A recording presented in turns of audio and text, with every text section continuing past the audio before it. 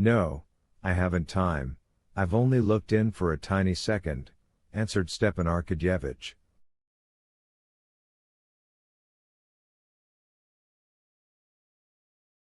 He threw open his coat, but afterwards did take it off, and sat on for a whole hour, talking to Levin about hunting and the most intimate subjects.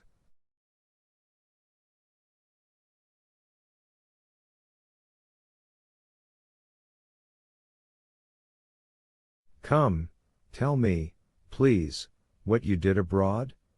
Where have you been? Said Stepan Arkadyevitch, when the peasant had gone.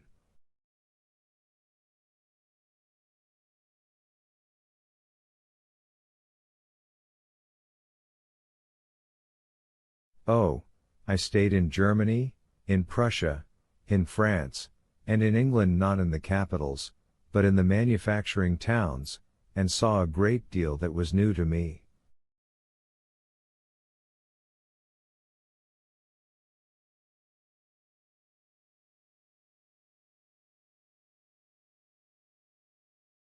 And I'm glad I went. Yes, I knew your idea of the solution of the labor question. Not a bit. In Russia there can be no labor question. In Russia the question is that of the relation of the working people to the land, though the question exists there too, but there it's a matter of repairing what's been ruined, while with us.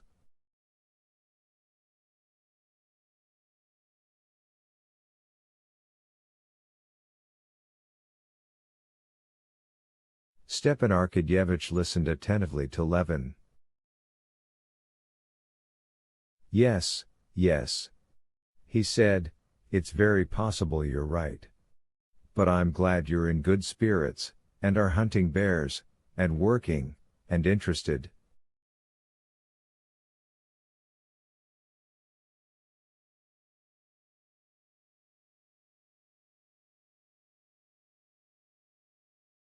Sherbatsky told me another story. He met you that you were in such a depressed state, talking of nothing but death.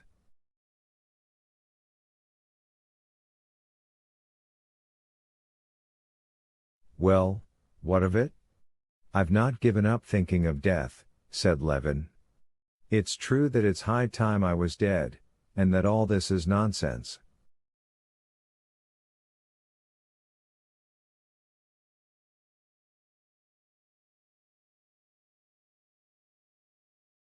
It's the truth I'm telling you. I do value my idea and my work awfully, but in reality only consider this, all this world of ours is nothing but a speck of mildew, which has grown up on a tiny planet.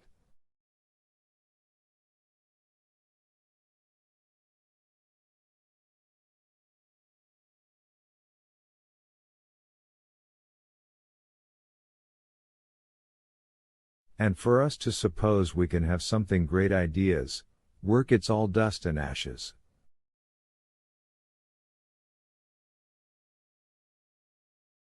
But all that's as old as the hills, my boy. It is old, but do you know, when you grasp this fully, then somehow everything becomes of no consequence.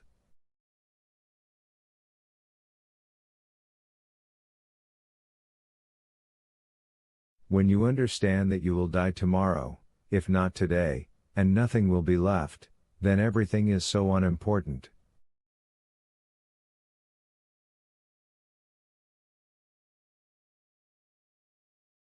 And I consider my idea very important, but it turns out really to be as unimportant too, even if it were carried out, as doing for that bear.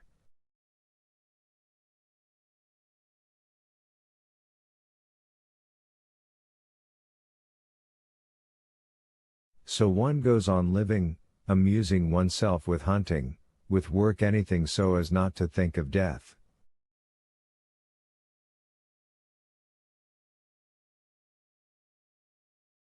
Stepan Arkadyevitch smiled a subtle affectionate smile as he listened to Levin. Well, of course. Here you've come round to my point. Do you remember you attacked me for seeking enjoyment in life? Don't be so severe, O moralist. No, all the same, what's fine in life is Levin hesitated. Oh, I don't know.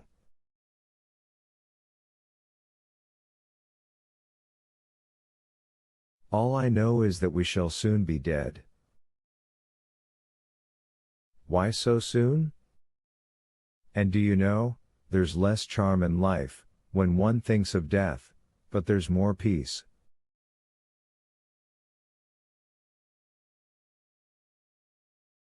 On the contrary, the finish is always the best. But I must be going, said Stepan Arkadyevitch, getting up for the 10th time.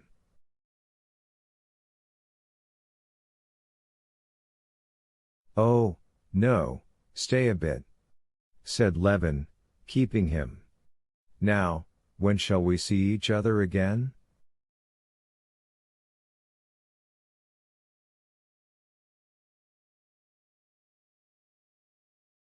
I'm going tomorrow. I'm a nice person. Why, that's just what I came for. You simply must come to dinner with us today. Your brother's coming, and Karenin, my brother-in-law.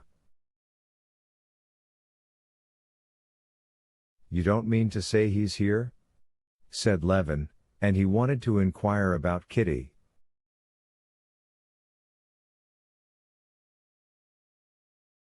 He had heard at the beginning of the winter that she was at Petersburg with her sister, the wife of the diplomat, and he did not know whether she had come back or not, but he changed his mind and did not ask.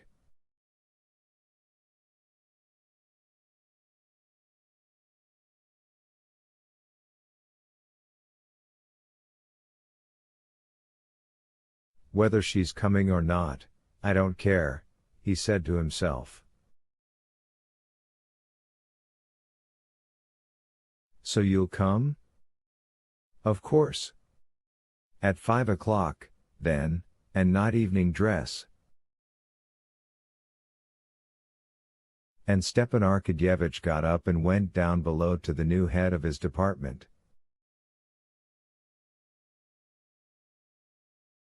Instinct had not misled Stepan Arkadyevitch. The terrible new head turned out to be an extremely amenable person, and Stepan Arkadyevitch lunched with him and stayed on, so that it was 4 o'clock before he got to Alexey Alexandrovitch.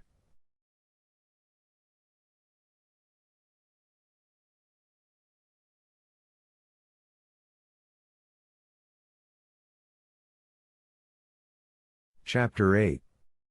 Alexey Alexandrovitch, on coming back from church service, had spent the whole morning indoors.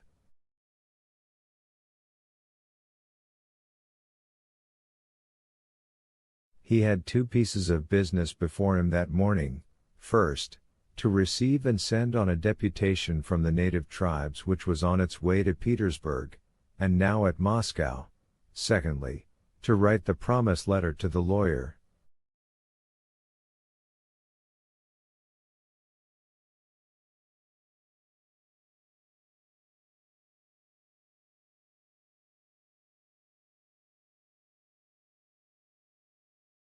The deputation, though it had been summoned at Alexey Alexandrovitch's instigation, was not without its discomforting and even dangerous aspect, and he was glad he had found it in Moscow.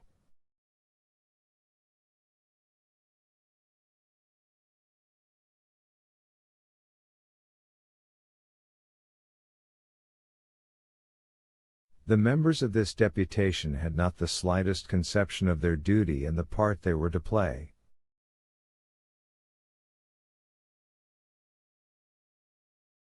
They naively believed that it was their business to lay before the Commission their needs and the actual condition of things, and to ask assistance of the government, and utterly failed to grasp that some of their statements and requests supported the contention of the enemy's side, and so spoiled the whole business.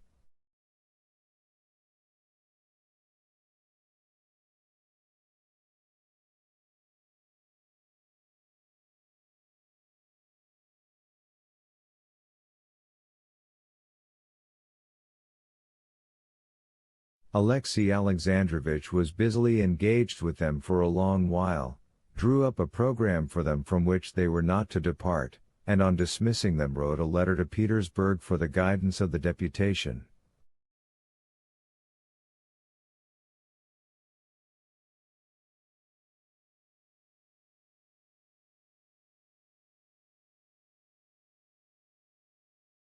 He had his chief support in this affair in the Countess Lydia Ivanovna. She was a specialist in the matter of deputations, and no one knew better than she how to manage them, and put them in the way they should go.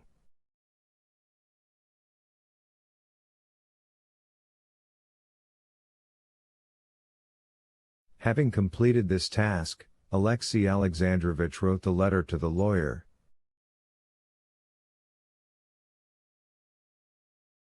Without the slightest hesitation he gave him permission to act as he might judge best.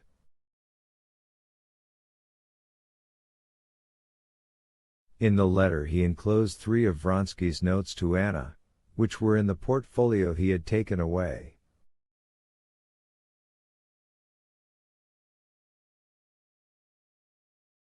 Since Alexei Alexandrovich had left home with the intention of not returning to his family again, and since he had been at the lawyer's and had spoken, though only to one man, of his intention, since especially he had translated the matter from the world of real life to the world of ink and paper, he had grown more and more used to his own intention, and by now distinctly perceived the feasibility of its execution.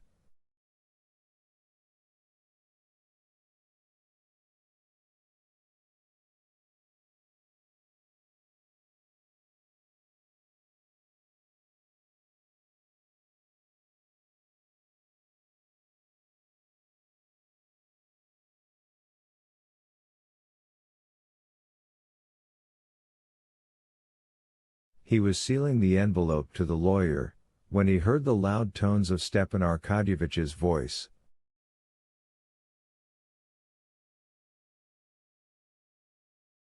Stepan Arkadyevitch was disputing with Alexei Alexandrovich's servant, and insisting on being announced.